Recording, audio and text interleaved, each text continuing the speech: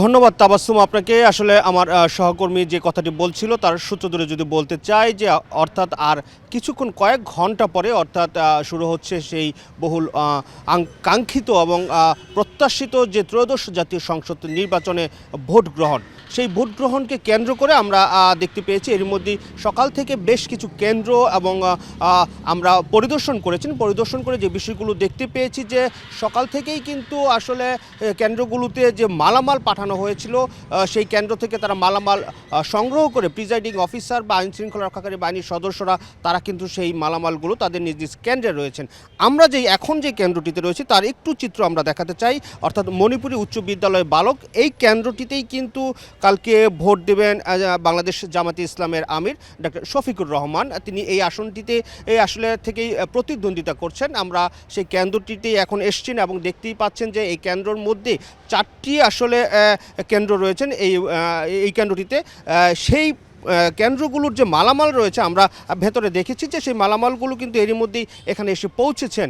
এখন প্রিজাইডিং যে অফিসার রয়েছে বা আইনশৃঙ্খলা রক্ষাকারী বাহিনীর যে সদস্য রয়েছে তারা কিন্তু তাদের বাকি প্রস্তুতিগুলো সম্পন্ন করছেন, অর্থাৎ এখানে বুথ তৈরি এবং কিভাবে ভোট দেবেন এবং কোন কেন্দ্রে আসলে ভোটার সংখ্যা কত হবে সে বিষয়গুলোই কিন্তু তারা এখন ঠিক করছেন এবং এই ঠিক করে আজকে রাতের মধ্যেই তারা সকল প্রস্তুতি সম্পন্ন করবেন। আমরা বেশ কয়েকজন প্রিজাইডিং অফিসারের সাথে এখানে কথা বলেছি। এখন যেহেতু চারটি কেন্দ্র রয়েছেন, চারজন প্রিজাইডিং অফিসার রয়েছেন এবং এছাড়া আনসার বিডিপির সদস্যরা রয়েছেন, পুলিশের সদস্যরা রয়েছেন, সকলে মিলেই কিন্তু তারা এখন কাজ করছে। আমি এরই পাশাপাশি যদি আমাদের সার্বিক একটু চিত্র আরেকটু জানাতে চাই আমাদের দেশের, যে আমরা জানি যে এবছর কিন্তু প্রায় 13 লক্ষ ভোটার আসলে ভোট প্রদানের সুযোগ পাচ্ছেন।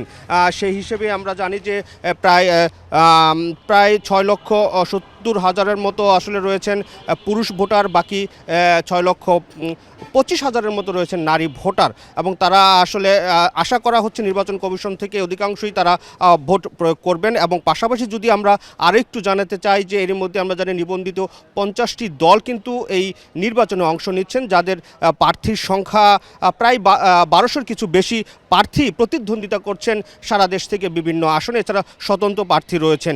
সব কিছু মিলিয়ে আমরা যতটুকু দেখতে পাচ্ছি এখনও আইনশৃঙ্খলা পরিস্থিতি অনেকটাই ভালো।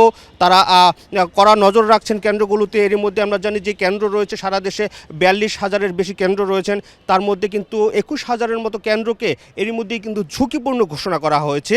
অর্থাৎ সেই ঝুঁকিপূর্ণ কেন্দ্রগুলোর নিরাপত্তা কিন্তু অনেকটাই জোরদার করা হচ্ছে এবং নির্বাচন কমিশন আসলে আশা প্রকাশ করেছেন যে এবার উৎসবমুখর পরিবেশেই কিন্তু ভোট গ্রহণ হবে।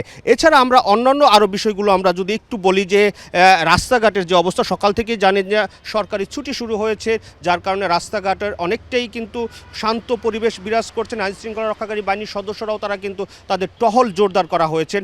এই কেন্দ্রটিতে যেহেতু জামাত ইসলামের আমির ভোট দিবেন সেই অনুযায়ী কিন্তু এই কেন্দ্রটির নিরাপত্তাও একটু বাড়তি নিরাপত্তা নেওয়া হয়েছে। তবে এখানকার প্রিজাইডিং অফিসাররা বলছেন যে আসলে তারা আশা করছেন যে কালকে সারাদিন তারা যে ভোট গ্রহণের সময়টি রয়েছে সেই সময়ে তারা শান্তিপূর্ণভাবে আসলে ভোট গ্রহণ হবে এবং তারা সেই প্রত্যাশাই করছেন এবং আইনশৃঙ্খলা রক্ষাকারী বাহিনীর সদস্যরা সে অনুযায়ী তাদের প্রস্তুতি সম্পন্ন করছেন।